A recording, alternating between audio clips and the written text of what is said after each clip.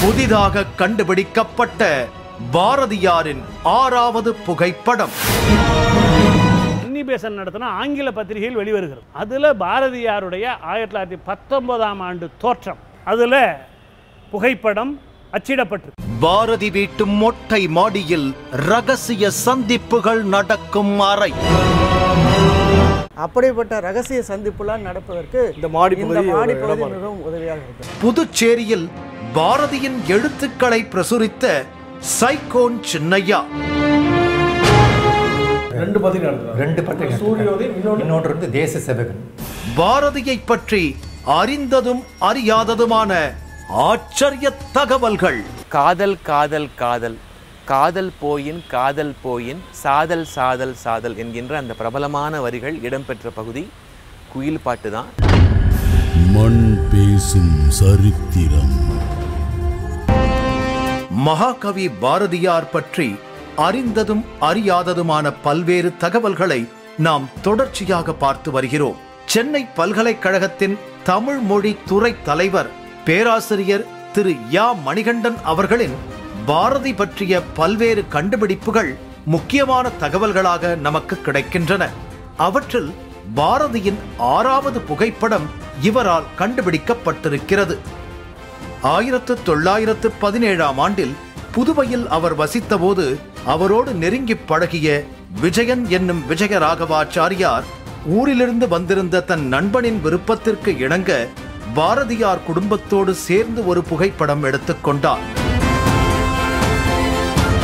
அந்த படத்தில் பாரதி, பாரதியின் மனைவி செல்லம்மாள், மகள்கள் தங்கம்மாள், சகுந்தலா, விஜயராகவன், அவர் நண்பர் ராமு ஆகியோர் இடம்பெற்றிருந்தனர். அதே நேரத்தில் எடுக்கப்பட்ட இன்னொரு படம்தான் புகழ்பெற்ற பாரதியும் செல்லம்மாவும் தம்பதியாக காட்சி தரும் படம் என்பதாக பேராசிரியர் மணிகண்டன் அவர்கள் எழுதிய கட்டுரையில் குறிப்பிட்டிருக்கிறார். இதே போல அடுத்தடுத்த படங்களின் தகவல்களும் கிடைக்கின்றன. பாரதியார் காரைக்குடி வந்தபோது அங்குள்ள இந்து மதாபிமான சங்கத்தைச் சேர்ந்த இளைஞர்களான சோ முருகப்பா, ராய சோ முதலியவர்களின் விருப்பத்திற்கிணங்க அவர்களோடு சேர்ந்தும் தனியாகவும் 2 புகைப்படங்களை எடுத்துக்கொண்டார். இந்த 2 படங்களிலும் அவர் தாடி இல்லாமலும் கையில் கோலோடும் காட்சி தருகின்றார். இதற்கு பின்னர் 1921இல் புதுவை அன்பர் பாரதிதாசனின் வேண்டுகோளுக்கு இணங்க எடுத்துக் கொள்ளப்பட்டதே இப்போது புகழ்பெற்று விளங்கும் ஓவல் வடிவ படத்தின் அடிப்படையாக அமைந்த படமாகும். நமக்கு பாரதியார்னு ஒன்று ஒரு அந்த நீள்வட்ட ஓவல் வடிவத்தில் ஒரு படம் பார்க்கிறோம் இல்லையா, அந்த படம் கிடைத்ததற்கு அடிப்படை காரணம் பாரதிதாசன். பாரதிதாசனே அதை எழுதியிருக்கார். தன்னுடைய நண்பர் காசி இ லக்ஷ்மண் பிரசாத்னு பேர். அந்த நண்பரும் பாரதிதாசனும் சேர்ந்து ஒரு பத்திரிகை நடத்துகிறாங்க, கற்பகம்னு பேர். அந்த பத்திரிகையில் வெளியிடுவதற்காக சென்னை வந்து பாரதியார் படத்தை எடுக்க கேட்டுக்கொள்ளுகிறார் பாரதிதாசன். இதை பாரதிதாசனே கைப்பட எழுதியிருக்கிறார். அப்போ 2 பேரும் பேசிக்கொண்டதை அவர் பதிவு செய்திருக்கிறார். பாரதியார் கேட்கிறார், கற்பகம் பத்திரிகையை நீதான் நடத்துகிறாயா என்று கேட்கிறார். அப்போ தானும் நண்பரும் நடத்துகிற விவரத்தை பாரதிதாசன் சொல்லுகிறார். சரி, சாப்பிட்டு விட்டு போய் படம் எடுத்துக்கொள்ளுவோம் என்று பாரதியார் சொல்லுகிறார். அந்த தருணத்தில் தான் அந்த படம் எடுக்கப்பட்டது. இது பற்றி வரலாற்றில் வேறு மாதிரியெல்லாம் சொல்கிறாங்க. ஆனால் உண்மை பாரதிதாசன் கைப்பட எழுதப்பட்ட ஆவணம் இப்படித்தான் சொல்லுகிறது. இந்த 5 படங்களே இப்போது நமக்கு கிடைத்துள்ள படங்கள். இந்த நிலையில்தான் 6வது ஒரு புகைப்படத்தை பேராசிரியர் மணிகண்டன் அவர்கள் கண்டறிந்து வெளி உலகத்திற்கு கொண்டு வந்திருக்கிறார். பாரதியின் பொது வாழ்வில் அவரே விரும்பி துண்டு பிரசுரத்தில் வெளியிட என எடுத்துக்கொண்ட இந்த படத்தை இதுவரை தமிழகம் கண்டதில்லை. இந்த படத்தை தாங்கிய சொற்பொழிவு கூட்டம் பற்றிய அறிவிப்பு அன்னிபெசன்ட் நடத்திய ஆங்கில நாளிதழான நியூ இந்தியாவில் 1919 மார்ச் 1 தேதி வெளிவந்துள்ளது. மார்ச் 1 தேதியிலேயே பத்திரிகையில் வெளிவந்துள்ளதால் இந்த படம் சென்னையில் அதற்கு சில நாள் முன் எடுக்கப்பட்டிருக்க வேண்டும். எனவே பாரதியின் விடுதலைக்கு பிந்தைய முதல் சென்னை பயணம் பிப்ரவரி இறுதியில் நடந்திருக்க வேண்டும் என தெரிகிறது என்பதாக பேராசிரியர் மணிகண்டன் அவர்கள் இந்த புதிய படம் பற்றி குறிப்பிடுகிறார். இதுவரைக்கும் பாரதியார் படம் 5 தான் நமக்கு கிடைச்சிருக்கு. இந்த 5 படம் இல்லாத 6வது படத்தை நான் சில ஆண்டுகளுக்கு முன்பு கண்டுபிடிச்சேன். தில்லியில் போய் கண்டுபிடிச்சேன். இது என்னன்னா, பாரதியாருடைய அரசியல் பயணத்தில் ஒரு கட்டத்தில் பாரதியாரால் தாக்குதலுக்கு ஆளானவர் அன்னி பெசன்ட் அம்மையார். அப்படி எதிராக இருந்த அன்னி பெசன்ட்டை பற்றி ஒரு ஆங்கிலத்தில் ஒரு நாவல் மாதிரி ஒன்றே பாரதியார் எழுதியிருக்கார். பொன்வால் நரின்னு பொருள்படும் படைப்பை எழுதியிருக்கார். ஆனால் பிற்காலத்தில் 2 பேரும் ஒருவரை ஒருவர் புரிந்து கொள்ளுகிறார்கள், இடைவெளிகள் குறைகின்றன. பாரதியார் அன்னி பெசன்ட் பத்திரிகையில், இங்கிலீஷ் பத்திரிகையில் நிறைய படைப்புகளை எழுதியிருக்கார். 1919 கடலூரில் கைதாகி விடுதலை பெற்று கடையத்துக்கு சென்று பிறகு முதல் முறையாக சென்னைக்கு வந்த பிறகு 5 சொற்பொழிவுகளை பாரதியார் ஆற்றுகிறார். அதில் ஒரு சொற்பொழிவு தனியாக சொல்லணும். உலக அளவில் புகழ்பெற்ற, இந்திய அளவில் புகழ்பெற்ற ஒரு பெரிய நீதிபதி அந்த காலத்தில் இருந்தார். சர் எஸ் சுப்பிரமணிய ஐயர்னு பேர். ஆட்சியாளர்கள்லாம் அவரை கொண்டாடியதும் உண்டு, கண்டித்ததும் உண்டு. ஆங்கிலேய ஆட்சியாளர்கள் மனசில் பட்டதை, சரின்னு பட்டதை சொல்லிவிடுவார். அமெரிக்க ஜனாதிபதிக்கே அவர் கடிதம் எழுதிவிட்டார் இந்திய விடுதலைக்காக. அப்படிப்பட்ட மாபெரும் நீதிபதி தலைமையில் பாரதியார் ஒரு சொற்பொழிவை சென்னையில் ஆற்றுகிறார். அப்படி ஆற்றும்போது அதற்கான ஒரு அறிவிப்பு அன்னி பெசன்ட் நடத்தின ஆங்கில பத்திரிகையில் வெளிவருகிறது. அதில் பாரதியாருடைய 1919ஆம் ஆண்டு தோற்றம் அதில் புகைப்படம் அச்சிடப்பட்டிருக்கு. அந்த படத்தை இனங்கண்டு பிடித்தேன் நான். இப்போ ஏற்கனவே 5 படம் என்பது இப்போ பாரதியாருக்கு 6 படம் நமக்கு கிடைச்சிருக்கு. புதுச்சேரியில் பாரதி வாழ்ந்த சுமார் 10 ஆண்டு காலகட்டங்கள் பற்றி பல்வேறு தகவல்கள் நமக்கு கிடைக்கின்றன.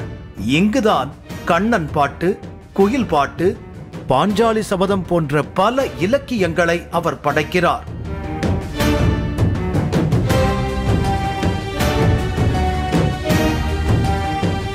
புதுச்சேரியில் ஏற்பட்ட புயல் பாதிப்பு பற்றியும், அப்போது பாரதி ஒரு பத்திரிகையாளராகவும் மனிதாபிமானம் உள்ளவராகவும் செயல்பட்டது பற்றிய தகவல்கள் வியக்க வைக்கின்றன. நல வருட புயல் என்கிற அந்த 1916ஆம் ஆண்டு புயல் நடந்தபோது பாரதியார் புதுச்சேரியில் வசித்து கொண்டிருக்கிறார். அவர் இருந்த வீட்டிலேயே கண்ணாடியெல்லாம் நொறுங்கி போய் சிதைவுகள்லாம் ஏற்பட்டது. நல்ல வேளையாக ஒரு நாள் முன்பு தான் அவர் வேற ஒரு வீட்டுக்கு குடி பெயர்ந்தார். இல்லைன்னா அந்த இடிஞ்சு விழுந்தது அவர் தலையில், அவர் குடும்பத்தின் தலையிலையும் விழுந்திருக்கலாம். இந்த நேரத்தில் அவர் ஒரு 4 நிலைகளில் செயல்படுறார். ஒன்று, சுத்துப்பட்டு கிராமத்துக்கெல்லாம் போகிறார். வீடு இடிஞ்சு கிடக்கு, மக்கள் இறந்து விழுந்து கிடக்குறாங்க, ஆடு மாடு செத்து கிடக்கு, தண்ணி ஓடிக்கிட்டே இருக்கு. இந்த சூழலில் பக்கத்து கிராமங்களுக்கெல்லாம் போகிறார். அன்றைக்கெல்லாம் எந்த வசதியும் இல்லை, வாகன வசதியெல்லாம் கிடையாது. நடந்து போகிறார். போய் திரிஞ்சு எந்தெந்த ஊரில் எவ்வளவு சேதம், எவ்வளவு பேர் இறந்து போனாங்க, எவ்வளவு வீடு இடிஞ்சு போச்சு, எளிய மக்கள், ஒடுக்கப்பட்ட மக்கள் எவ்வளவு தூரம் பாதிக்கப்பட்டிருக்காங்க, இதையெல்லாம் சென்னையிலிருந்து அந்த காலத்தில் வெளிவந்த ஒரே தமிழ் நாளிதழ் சுதேசமித்திரனுக்கு தொடர்ச்சியாக செய்தி அனுப்புகிறார், ரிப்போர்ட்டிங் செய்கிறார். அதனால் என்ன நன்மை அப்படின்னா, ஆளுகிற ஆட்சியாளர்களுக்கு அது புதுச்சேரியாக இருந்தாலும் சென்னையாக இருந்தாலும் கவனத்துக்கு போகுது. அப்புறம் கொஞ்சம் செல்வம் படைத்த மக்கள் மனத்தில் கருணையை, இரக்கத்தை ஏற்படுத்துகிறது, உதவ முன்வருகிறார்கள். அப்படி ஒரு பத்திரிகையாளனா ஒரு வெகுஜன மக்கள் பார்வைக்கு, இந்த ஆட்சியாளர்கள் பார்வைக்கு இந்த செய்தியை கொண்டு போகிறார். தனிப்பட்ட முறையில் ஒரு கவிஞனா அவர் அது பாதிக்குது. கவிதைகள் எழுதுகிறார். காற்றடிக்குது கடல் குமுறுதுன்னு ஒரு அருமையான கவிதையை அந்த சூழலில் அவர் எழுதியிருக்கார். இன்னொரு பக்கம் அவர் நண்பர்களோடு சேர்ந்து எளிய மக்கள் பசி ஆறுவதற்காக முதல்ல கூழ் வார்த்து கஞ்சி ஊற்றுவதற்கு ஏற்பாடு பண்ணுறார். அப்போது ஒரு நெகிழ்ச்சியான சம்பவம் நடக்குது. நம்ம காலத்தில் ஒரு இயற்கை பேரிடர் வந்தால் முதலமைச்சர் நிவாரண நிதி என்றெல்லாம் ஒரு அமைப்பு இருக்குது, நம்ம பணம் கொடுப்போம். அந்த காலத்தில் அப்படியெல்லாம் ஒன்றும் கிடையாது. இப்போ நிவாரண நிதிக்கு நாம் எப்படி கொடுப்போம்? தொழிலதிபர்கள் 5 லட்சம் 10 லட்சம் கொடுப்பாங்க. அரசு ஊழியர்கள் வேலை செய்கிறவங்களாம் என்ன செய்வாங்க? தங்களுடைய ஒரு நாள் ஊதியத்தை கொடுப்பாங்க. அந்த காலத்தில் நிரந்தரமான வேலையில் பாரதியார் இல்லை. ஆனால் சுதேசமித்திரன் பத்திரிகையிலேருந்து அவருக்கு சம்பளம் போல் 30 ரூபாய் மாதத்துக்கு அனுப்புகிறாங்க. ஒரு நாளைக்கு சம்பளம் 1 ரூபா, 30 ரூபாயில் குடும்பம் வாழ்ந்துடலாம் அந்த காலத்தில். அந்த ஒரு நாள் சம்பளத்தை ₹1 அவர் நன்கொடையாக கொடுக்குறார். இந்த வரலாறு தெரியாமல் நம்ம பார்த்தோம்னா என்ன ₹1 கொடுத்தாருன்னு நினைப்போம். தன்னுடைய ஒரு நாள் சம்பளத்தை அந்த கஞ்சி ஊற்றுவதற்காக கொடுக்குறார். மிகப்பெரியவங்க கூட அன்றைக்கு ₹1 தான் கொடுக்குறாங்க. அடுத்து எங்கெல்லாம் வீடு இடிஞ்சு போயிருக்கோ அங்கெல்லாம் கீற்றுகளுக்கு கீற்று முடைய வச்சு கீத்து போடுறதுக்கு ஏற்பாடு பண்ணுறார். இடிஞ்சு கிடந்த சுவர் எழுப்புவதற்கு மண் குழைத்து சுவர் எழுப்ப உதவி செய்கிறார். அப்போ அவரே போய் கீற்று எடுத்து கொடுக்குறார், அவரே போய் மண் சட்டியை தூக்கி கொடுக்கிறார். இந்த காட்சியெல்லாம் நேரடியாக பார்த்த பாரதிதாசன் எழுதுகிறார், புதுச்சேரி மக்களெல்லாம் அந்த காலத்தில் பேசிக்கிட்டாங்களாம். என்ன பேசிக்கிட்டாங்களாம்? பாரதியார் வெறும் சுதந்திர போராட்ட வீரர் மட்டுமில்லை, வெறும் கவிஞர் மட்டுமில்லை, அவர் மக்கள் தொண்டர் என்று பேசிக்கொண்டார்களாம். இதை பாரதிதாசன் நேரடியாக பார்த்து அனுபவித்து எழுதியிருக்கார். புதுச்சேரியில் தற்போது பாரதியார் வாழ்ந்த இல்லம் அருங்காட்சியகமாகவும் நூலகமாகவும் செயல்பட்டு வருகிறது.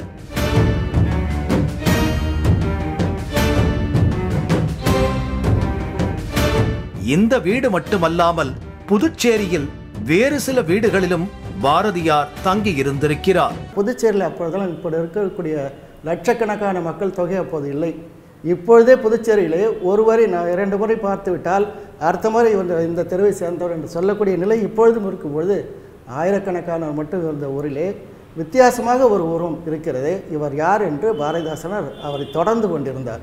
பாரதிதாசனாரை போலவே இங்கே பல நண்பர்கள் அவருக்கு இருந்து அவருடைய நடை பேச்சு அவருடைய விடுதலை போராட்ட கருத்துக்களில் ஈடுபட்டு கவிதை வயப்பட்டு இவர் ஒரு வித்தியாசமானவராக ஒரு போற்றத்தக்கவராக இருக்கிறார் என்று தேடி வந்து உதவிகள் செய்தார்கள். அந்த தேடி வந்து உதவி செய்தவர்கள் பலரை நாம் நினைத்து பார்க்க வேண்டியிருக்கிறது. புலிப்பால் வேணுநாயக்கரை சொன்னேன், அதே போல் பொன்னுமுருக செம்பிள்ளை இருக்கிறார். அதற்கு முன்பாக கலவை சங்கர செட்டியார் பாரதியாருக்கு தம்முடைய இல்லத்திலே தங்குவதற்கு இடம் கொடுத்திருக்கின்றார். அந்த வீட்டில் அவருடைய வீட்டில் ஏற்கனவே அரவிந்தர் தங்கி இருக்கிறார். பின்பாடு ஏற்கனவே விவேகானந்தர் போன்றெல்லாம் வந்து தங்கிய வீடு. அந்த வீட்டிலே பாரதியார் தங்குவதற்கு இந்த கருத்துக்களை பரப்புவதற்கு இவர்களெல்லாம் ஆதரவாக இருந்தார்கள். குவளைக்கண்ணன் பாரதிதாசன் எப்படி கவிதை வழியிலும் அவருடைய இயக்கத்தை ஏற்றுக்கொண்டு சென்றாரோ அதே போல் குவளை கிருஷ்ணமாச்சாரி என்று சொல்லக்கூடிய குவளைக்கண்ணன் உற்ற தோழராக அவருக்கு இடும் பணியெல்லாம் செய்யக்கூடிய முன்னோடும் பிள்ளை போல அவரோட அருகிருந்து தோழனாக இருந்தவர் பார்த்து கொண்டார். பாரதிய வரலாறில் இவர்கள் இருவரையும் அவர் குடும்பத்தாரை தாண்டி மிகவும் போற்றத்தக்கவர்களாக இவர்கள் முன்னிலைப்படுத்தப்பட வேண்டியவர்களாக வாழ்ந்து காட்டியிருக்கின்றார்கள். பாரதியார் வீட்டு மொட்டை மாடி அறை கவிதை எழுதுவதற்காக மட்டுமல்லாமல் சில நேரங்களில் ரகசிய சந்திப்பு நடக்கும் இடமாகவும் பயன்பட்டதாக பாரதிதாசனின் பேரன் முனைவர் கோ பாரதி கூறுகிறார். இப்ப இந்த மாடி பகுதி வந்து ரொம்பவே முக்கியத்துவம் வாய்ந்த ஒரு பகுதி அப்படின்னு சொல்றாங்க. இங்கே பின்னாடி தெரியக்கூடிய அறையை கூட அவர் தான் எழுதுறதுக்கு பயன்படுத்தினாரு அப்படின்னு சொல்றாங்க. அந்த பாரதியார் இந்த ஈஸ்வரன் தெருவில் பல வீடுகள் வாழ்ந்தார். கடைசியாக வாழ்ந்த இந்த வீட்டை அரசு எடுத்துக்கொண்டது 1971ஆம் ஆண்டில் எடுத்தது. அதற்கு முழு முதற் காரணமாக இருந்த பல பேரில் மிக முதன்மையானவர் என்னுடைய தந்தையார் பாரதிதாசனுடைய மகன் மன்னன் அவர்கள். பாரதிதாசன் வாழ்ந்த வீட்டை அவருடைய வலியுறுத்தலால் அரசு ஏற்றுக்கொண்டது. பாரதிதாசன் வீடு அரசு அருங்காட்சியகமாக இருக்கிறது. அதே 1971ஆம் ஆண்டில் பாரதியார் ஏற்கனவே வாழ்ந்த இந்த வீட்டை அரசு எடுத்துக்கொள்ளவே இல்லையே என்று பாரதிதாசனுடைய மகன் விரும்பி கேட்டு அரசிடத்திலே வலியுறுத்தி கேட்ட பிறகு இதை அரசு எடுத்துக்கொண்டு இதுவும் அருங்காட்சியகமாக நூலகமாக இருக்கிறது. இந்த வீட்டிலே பாரதி வாழ்ந்த காலத்திலே செல்லம்மா உள்ளிட்டவர்கள் அவருடைய மனைவி குடும்பத்தாரெல்லாம் இருந்தார்கள். அவர் மிகவும் நேசித்து விரும்பக்கூடிய இடம் இந்த மாடி பகுதி. இந்த மொட்டை மாடியில் இருக்கக்கூடிய அறையில் வந்து அமைதியாக உட்கார்ந்து எழுதுவார், இயற்கையோடு உழவிக்கொண்டு எழுதுவார். மாடியில் சென்று எல்லா மனித உழவுகள் பக்கத்தில் இருக்கலாம் பார்த்துவிட்டு வந்து எழுதுவார். அவருடைய கற்பனை அதிகமாக விரிவடையும். வீட்டிலே சச்சரவுகள் இருக்கக்கூடும், யாராவது தேடிக்கொண்டு கூட வரக்கூடும். அதாவது குறிப்பாக பாரதி எங்கே இருக்கிறார் என்று நோட்டமிட்டு வெள்ளைக்கார சிஐடிகள் அவருடைய கைது செய்யக்கூடிய நிலை இருந்தது. எனவே அதுபோல் அறியாதவர்கள் வரும்பொழுது பாரதி இது போன்ற இடத்துக்கு வந்து இருந்து எழுதக்கூடிய நிலையெல்லாம் உண்டு. அவரை சுற்றி ஒரு பெரிய ஆபத்து இருந்து கொண்டு தான் இருந்தது. அதனால் பாரதிதாசனார் போன்றவர் இரவு பகல் பாராமல் அவருடைய இல்லத்தை சுற்றி வருவார்கள், அவரோடு இருப்பார்கள். வீட்டிலிருந்து பாரதிதாசன் இரவு நேரத்தில் உணவு உடை போன்றவற்றையெல்லாம் கொண்டு வந்து தந்திருக்கிறார். அவருடைய தந்தையார் போன்றவர்கள் உற்றாரெல்லாம் சொல்லியிருக்கிறார்கள், ஐயரை போய் பார்த்தாயா இதெல்லாம் கொடு என்று. அப்படிப்பட்ட ரகசிய சந்திப்புலாம் நடப்பதற்கு இந்த மாடி பகுதி மிகவும் உதவியாக இருந்தது. பாரதியார் அடிக்கடி வந்து கவிதை எழுதும் இடங்களில் ஒன்றாக குயில் தோப்பு என்கிற பகுதி குறிப்பிடப்படுகிறது. சித்தானந்த சுவாமி ஆலயம் அருகில் இருக்கும் இந்த பகுதியில் தற்போது கட்டிடங்கள் முளைத்து காணப்படுகின்றன.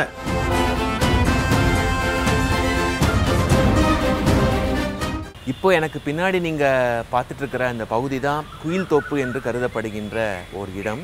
இது ரொம்ப பெரிய பகுதி. இந்த இடத்துல தான் பாரதியார் தன்னுடைய மிக பிரபலமான படைப்புகளில் ஒன்றாகிய குயில் பாட்டு என்கின்ற அந்த படைப்பை எழுதியதாக சொல்லப்படுகிறது. ஆனால் இன்றைக்கு துரதிர்ஷ்டவசமாக அந்த குயில் தோப்பினுடைய பெரும்பாலான பகுதிகளை நாம் இழந்துட்டோம். இந்த குயில் பாட்டு என்கின்ற அந்த படைப்பு ரொம்ப ரொம்ப அழகான, ரொம்ப ரொம்ப தனித்துவமான ஒரு படைப்பு. கிட்டத்தட்ட நோபல் பரிசுக்கே உரியது, தகுதி வாய்ந்தது என்று பல அறிஞர்களால், பல பண்டிதர்களால், கவிஞர்களால் பாராட்டப்படுகின்ற ஒரு படைப்பு. அது ஒரு அழகான ஒரு காவியம் என்று சொல்லலாம். அந்த காவியம் என்ன அப்படின்னா, ஒரு இசையோடு கலந்த ஒரு காதல் கதை என்று சொல்லலாம். ஒரு சாதாரண காதல் கதை காவியமா, ஒரு காவிய பாடல் கதையா என்று கேட்டால் இல்லை. இது எப்பேற்பட்ட ஒரு காதல் கதை அப்படின்னு சொன்னால், ஒரு குயிலுக்கும் ஒரு மானிடனுக்கும் ஏற்படுகின்ற காதல் தான் இந்த கதையே. இதில் ஆங்காங்கே பாரதியார் இசை மேலே தனக்கு இருக்கிற அந்த பெரும் மதிப்பை நிறைய இடங்களில் வெளிப்படுத்தியிருப்பார். அந்த இசையோட காதலையும் கலந்து அவர் கொடுக்கும்போது அந்த சுவை ரொம்ப சிறப்பானதாக இருக்கிறது. அதை வார்த்தைகளில் விவரித்து சொல்வது ரொம்ப ரொம்ப கடினம். காதல் காதல் காதல், காதல் போயின் காதல் போயின், சாதல் சாதல் சாதல் என்கின்ற அந்த பிரபலமான வரிகள் இடம்பெற்ற பகுதி குயில் பாட்டு தான். இது ஒரு ரொமான்டிக் மியூசிக்கல் லவ் ஸ்டோரி என்று சொல்லலாம்.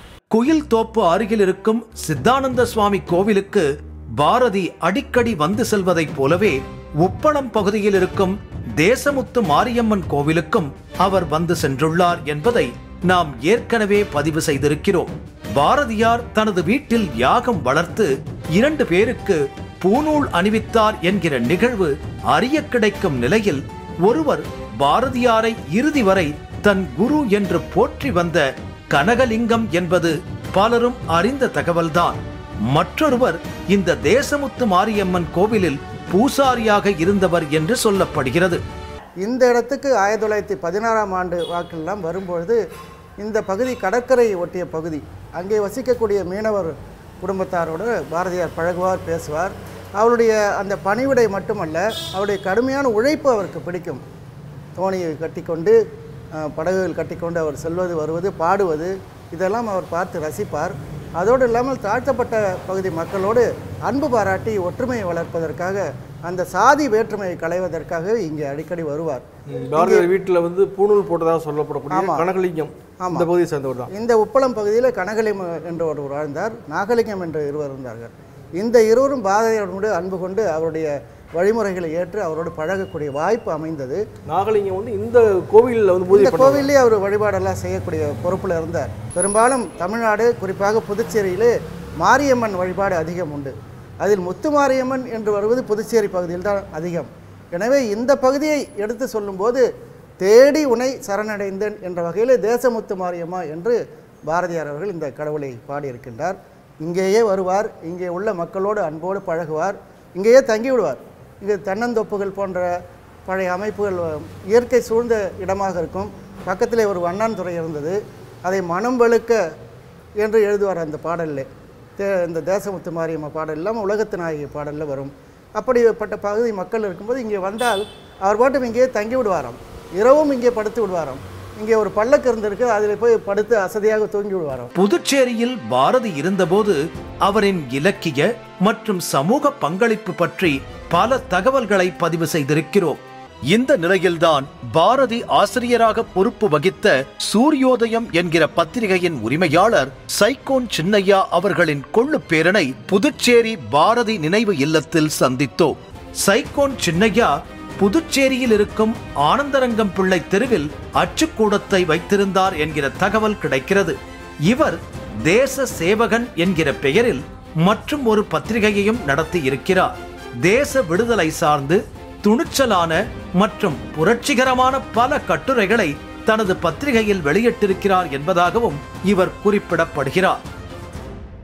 2 பத்திரிகை நடத்துறாரு. 2 பத்திரிகை சூரியோதயம், இன்னொன்று வந்து தேச சேவகன்.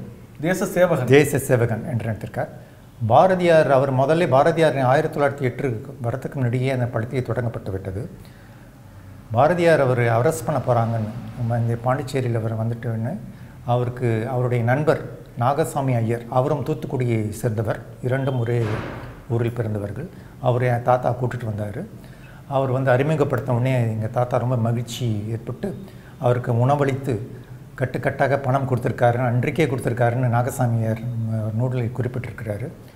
கொடுத்துட்டு அவருக்கு நீங்களே எடிட்டர் ஆகிடுங்க இந்த பத்திரிகைக்கு பாரதியார் அப்பாயின்மெண்ட் பண்ணிட்டார். அரவிந்தர் 1910ஆம் ஆண்டு இங்கே பாண்டிச்சேரி வந்திருக்காரு.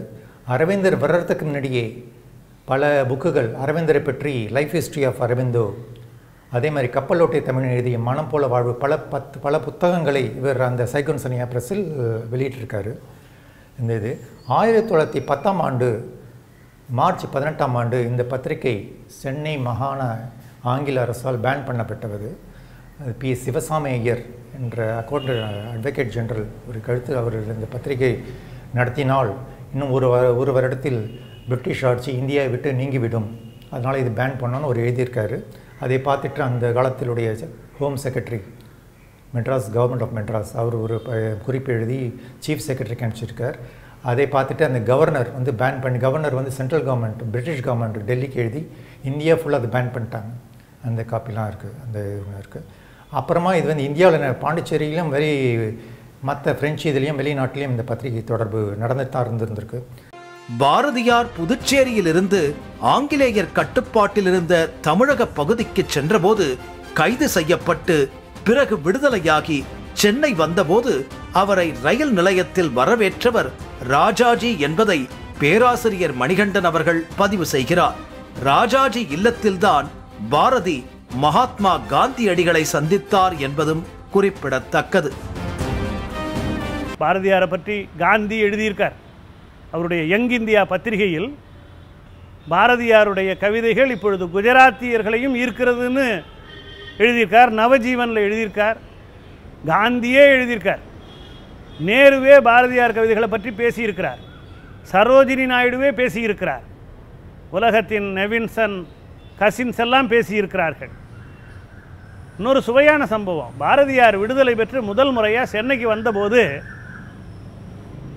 தொடர்வண்டி நிலையத்தில் ரயில்வே ஸ்டேஷனில் போய் அவரை வரவேற்க போனது யாருன்னா, ஒட்டுமொத்த சுதந்திர இந்தியாவே போய் வரவேற்றது போல் ஒருத்தர் போய் வரவேற்றிருக்கார். ஒட்டுமொத்த சுதந்திர இந்தியா உருவாகும் போது கவர்னர் ஜெனரலாக இருந்தவர் யார்? ராஜாஜி. ராஜாஜி போய் பல பேர் ராஜாஜியே பாரதியோட தொடர்புபடுத்துறதில்லை. விடுதலை பெற்று முதல் முறையாக சென்னைக்கு வந்தபோது ரயில்வே ஸ்டேஷனில் போய் வரவேற்றவர் ராஜாஜி. இப்படி பாரதி பற்றி அவரைப் போலவே அமரத்துவம் வாய்ந்த பல்வேறு தகவல்கள் கிடைக்கின்றன.